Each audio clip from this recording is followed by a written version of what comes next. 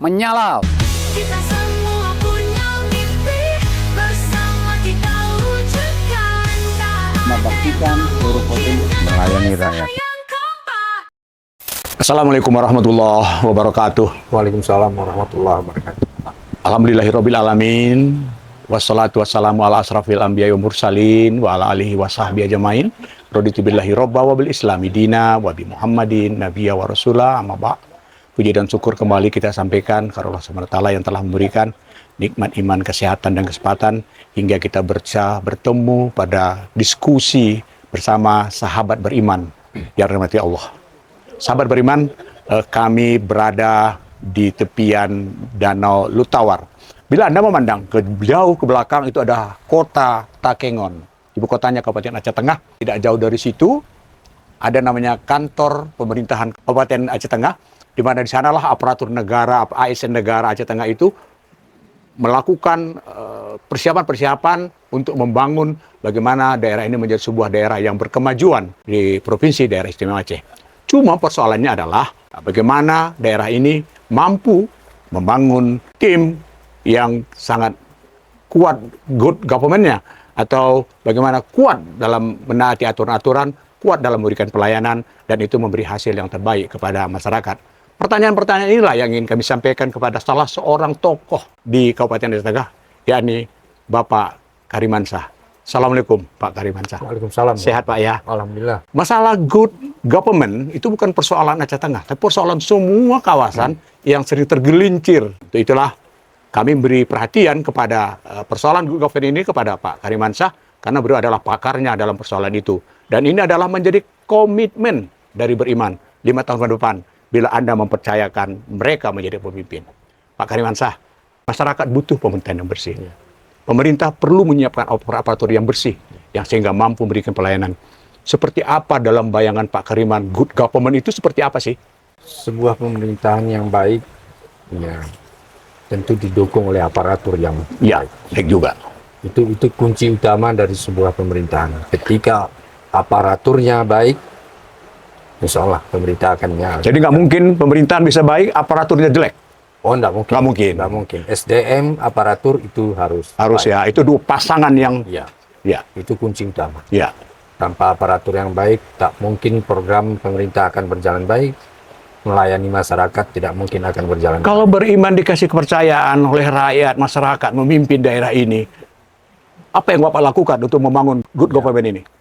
Kita punya sumber daya manusia aparatur yang hebat, yang cukup untuk mengelola pemerintahan ini dengan baik. Tinggal bagaimana kita menyemangati mereka, menempatkan orang pada tempatnya, Ya. itu menjadi bagian penting dari reformasi birokrasi. Ya.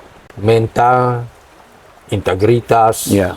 itu menjadi hal yang menjadi perhatian kita, sehingga bagaimana pengelolaan pemerintahan itu betul-betul dapat dipertanggungjawabkan. Melayani masyarakat dengan sepenuh hati, karena keberadaan aparatur adalah sebagai pelayan masyarakat. Itu semangat itu yang harus kita bangun, bahwa apapun yang dilakukan pemerintah harus bernilai ibadah.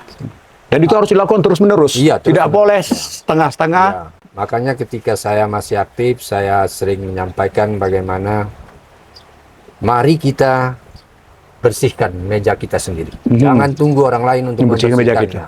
Ketika orang lain masuk membersihkannya, kita pasti akan terluka, tersinggung, dan terhina. Sahabat beriman yang dirahmati Allah, itu kuncinya tadi, mental, integritas, dan jangan biarkan orang membersihkan meja kita, tapi bersihkan meja sendiri, agar kita betul-betul menjadi ASN yang baik, ASN berkarakter, ASN mampu memberikan pelayanan.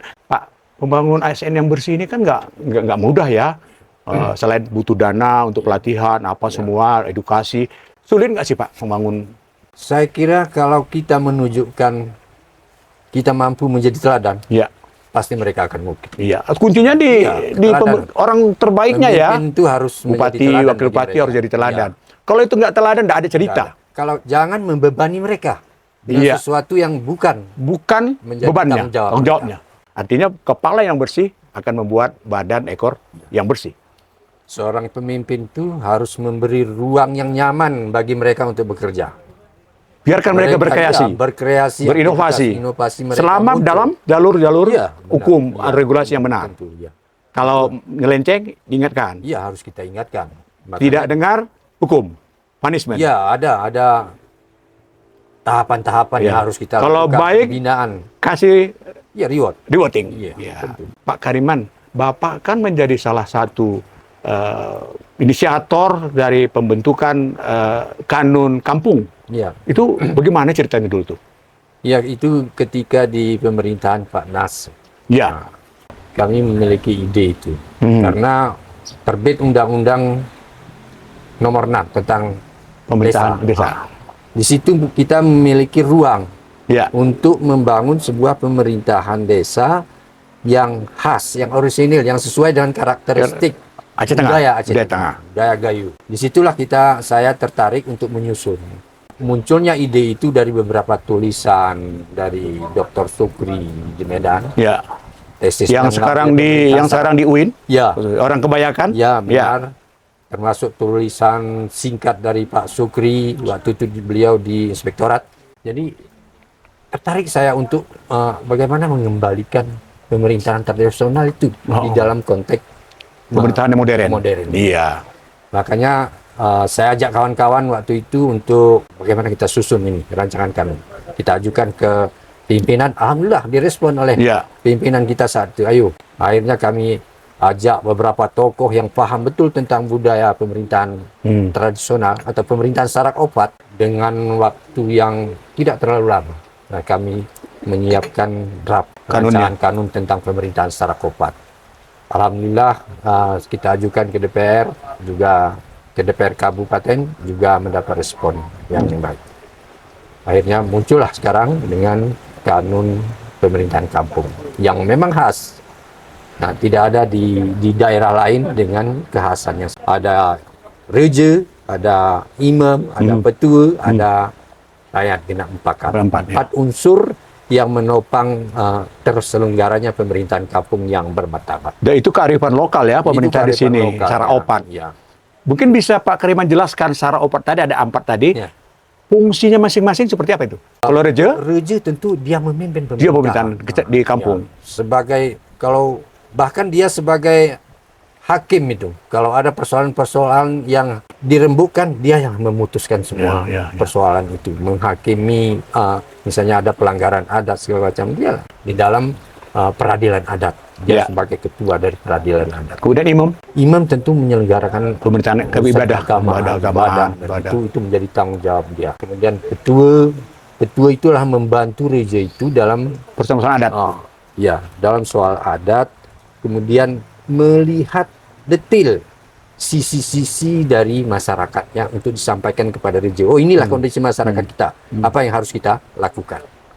Jadi petua itu kalau sekarang fungsi dari kepolisian dan kejaksaan juga di sana. Sidik sasat, menyelidikinya dan menyiasati. Masukkan ke reja dan reja memutuskan bagaimana solusi dan kondisi itu. Konsep secara opat barangkali kalau di pemerintahan di daerah Tapanuli ada namanya Dalian Natolu ya. Ini secara opat. Masih berjalan nggak Pak setelah kanun ini diputuskan itu? Setelah Bapak pensiun 2020 masih jalan nggak ini? Masih berjalan. Alhamdulillah. Bahkan peradilan adatnya di beberapa kampung itu berjalan. Ada pelanggaran adat misalnya tentang pelanggaran syariat juga diadili di sana tentang pidana ringan yang memungkinkan diselesaikan di kampung. Tidak harus ke kepolisian ya. Alhamdulillah Majelis Adat Gayo itu sangat respon. Dia terus melakukan pembinaan-pembinaan kepada peradilan adat di. Artinya dengan kanun kampung, reja kampung ini membuat pemerintahan daerah itu lebih mudah ya Pak melakukan penataan. Tentu. Karena kepolisian juga terbantu tugasnya diselesaikan di kampung. Karena tidak semua persoalan yang dibawa ke pengadilan itu selesai dengan tuntas. Menimbulkan kadang-kadang menimbulkan dampak negatif lain setelah itu. Tetapi ketika dilakukan di forum atau peradilan adat itu selesai. Semua ikhlas menerima putusan reja itu. Sahabat beriman, begitu penjelasan beliau tentang bagaimana kanun Raja Kampung yang di dalamnya itu ada filosofi secara opat yang memberi peran yang sangat penting dalam pengelolaan sebuah pemerintahan di kampung. Kita akan tanya juga bagaimana tata kelola pemerintahan di kabupaten. Pak Kariman, seperti apa Pak melihat tata kelola pemerintahan kita di pemerintahan daerah, terutama Aceh Tengah hari ini? Sebenarnya pemerintahan Aceh Tengah ini kan sebuah kabupaten yang tua, yang sudah berjalan begitu lama, tentu sudah memiliki karakter tersendiri. Dan saya kira baik perjalanannya, tinggal bagaimana memoles ya, memoles terutama sekarang ini dengan meningkatkan bagaimana aparaturnya atau semua komponen penyelenggara pemerintahan daerah ini memiliki inovasi, sehingga sesuai dengan tuntutan masyarakat. Dan bagaimana juga pemerintah mendorong masyarakatnya berinovasi. Ya. Kan itu, memfasilitasi mereka. Itu tugas pemerintah yang harus terus-menerus menjadi perhatian. Kalau Pak Kariman nanti rakyat memilih menjadi wakil bupati berpasangan dengan saudara Barin Saidi, tata kelola apa lagi yang mau Bapak bangun meningkatkan kompetensi pemerintahan? Hal penting sebenarnya ketaatan aturan pertama. Itu harus menjadi kunci ya, taat aturan. Masalahnya sekarang sering nggak taat ya Pak ya? Masih ada. Makanya ada beberapa yang tersandra, cedera. Itu sangat kita sayangkan. Jadi pemerintah harus melindungi, pemimpin itu harus melindungi aparatnya. Bagaimana mereka nyaman bekerja, tidak merasa tertekan. Makanya saya katakan tadi, pemimpin itu jangan membebani aparatur di bawahnya itu dengan hal-hal yang tidak menjadi tugas pokok. Biarkan mereka nyaman bekerja sehingga muncul inovasi, muncul pemikiran-pemikiran baru untuk menata kelola pemerintahan itu. Dalam tata kelola persoalan yang sering terjadi adalah menempatkan orang tidak pada tempatnya, membuang orang padahal adalah posisi tempatnya. Itu seperti apa komentar Pak Kariman? Makanya sistem harus dijalankan. Sistem harus jalan ya. Sistem harus jalan, jangan di luar sistem. Dan itu sering terjadi sekarang terjadi, ya. Sehingga penilaian objektif tidak ditemukan. Suka dan tidak suka hanya ya. Itu tidak membangun. Kalau kita ingin membangun birokrasi yang sehat, birokrasi yang berkualitas, yang betul-betul birokrasi yang melayani, maka mutlak menempatkan seorang harus sesuai dengan kompetensinya. Tanpa melihat dari mana mereka, tanpa melihat emosional. Tetapi betul-betul kita berpikir rasional menempatkan seorang. Dan penting sekali bagaimana kita memberi terus-menerus penguatan kualitas mereka. Membekali mereka terus-menerus dengan pelatihan dan pembekalan. Itu penting. Persoalan mental ASN kita ada kadang-kadang kurangnya keberagamaan, kurangnya memahami, tidak ada rasa takutnya membuat kesalahan. Itu kira-kira di mana itu memperbaikinya? Makanya ketika saya aktif, bagaimana kita ini semua gerak-gerik kita di dalam mengelola negeri ini, kita harus sinkronkan itu sebagai perbuatan yang bernilai ibadah. Itu dia kuncinya. Itu kuncinya ya. Semua pekerjaan itu jadikan ibadah. Harus ibadah. Hal-hal yang negatif itu akan mencederai diri kita sendiri dan melukai orang lain. Merugikan orang lain, bahkan merugikan diri kita sendiri. Dalam membangun pemerintah yang good government itu ada dua fungsi, yaitu pemerintahan eksekutif dan legislatif. Nah, bagaimana Bapak memandang dua hubungan ini agar bisa berjalan dengan sejalan, tidak ada konflik, kalau konflik biasalah, tidak konflik itu malah merugikan daerah. Itu seperti mana Bapak melihat? Itu tentu memerlukan komunikasi yang sendiri dengan pihak legislatif. Dan ketika kita menyampaikan sesuatu yang memang betul rasional, tidak mungkin legislatif menolak itu kan. Pasti mereka memberikan dukungan karena keberadaan mereka juga untuk rakyat. Pasti semua program-program yang bermuara untuk kepentingan rakyat harus mendapat dukungan. Jadi kuncinya adalah bagaimana pemerintah daerah, bupati-bupati atau pejabat di bawahnya itu membangun komunikasi yang baik. Sekarang komunikasi kita baik nggak Pak ya? Saya kira baik, tetapi kita tingkatkan ya Pak. Pak, pesan-pesan Bapak kepada pemerintahan di kampung ada 200 berapa tuh kita? 294 ya ada pemerintahan. Pesan Bapak apa kepada mereka? Andai kata ini Bapak nih jadi nih Wakil Bupati periode sampai 2029. Apa yang Bapak pesankan kepada mereka? Pertama, mereka harus paham betul bahwa tugas pemerintahan Sarak Opat itu tugasnya adalah menjaga harkat dan martabat kampung. Ya. Ini pemahaman itu Ya. harus mereka miliki, bahwa keberadaan mereka adalah untuk menjaga harkat dan martabat kampung. Jadi untuk menjaga harkat dan martabat kampung itu bagaimana harus dilakukan? Membangun harus dengan benar. Menyemangati mereka, bagaimana kita menjadikan desa itu menjadi desa yang mandiri. Ya. Sehingga kearifan lokal ini tadi bisa berjalan Ya. ketika mereka memiliki kemandirian. Kita hanya melakukan pembinaan, fasilitasi, regulasi. Insya Allah dengan kebersamaan semua itu akan. Kalau membangun hubungan dengan pemerintahan provinsi seperti apa, Bapak melihat? Itu tentu mutlak. Membangun kerjasama, komunikasi dengan pemerintah provinsi, pemerintah pusat lebih lagi. Dan pihak swasta lain ya? Iya tentu. Karena pemerintahan itu akan sukses ketika didukung oleh Semua pihak. 3 komponen besar. Masyarakat, dunia usaha, dan pemerintah. Ya. Pemerintahan itu tentu tingkatannya dari pusat, provinsi, dan kabupaten, bahkan sampai ke desa. Ketika kolaborasi ketiga komponen ini sinerginya bagus, insya Allah semua program peningkatan kesejahteraan masyarakat, kenyamanan kehidupan masyarakat itu akan dapat diwujudkan. Kalau hubungan pemerintahan dengan dunia usaha seperti apa? Tentu harus. Bagaimana kita mendorong dunia usaha Bisa berperan untuk menumbuhkan ya berbagai sektor ekonomi. Memicu pertumbuhan ekonomi. Ya. Itu kita harapkan dunia usaha. Makanya saya katakan 3 komponen ini menjadi bagian penting.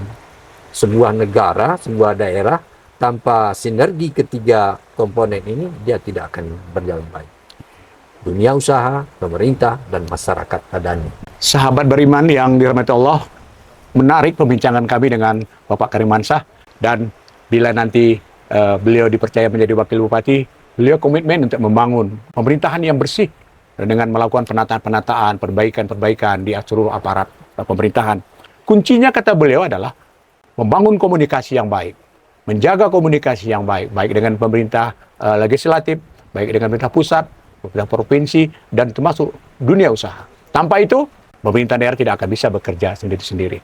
Kita harap komitmen ini akan menjadi catatan penting andai kata beriman menjadi pemimpin 5 tahun ke depan bila Anda nanti memilih mereka. Terima kasih Pak Kariman, pertemuan ini banyak yang sudah Bapak sampaikan dan itu menjadi inspirasi bagi banyak orang. Kita akhiri dulu diskusi pada siang hari ini dengan sama-sama mengucapkan alhamdulillahirrahmanirrahim, nasrun minallah wa fatun qarib wa basyiril mu'minin. Assalamualaikum warahmatullahi wabarakatuh. Menyala. Kita semua punya mimpi, bersama kita wujudkan. Membaktikan seluruh potensi melayani rakyat.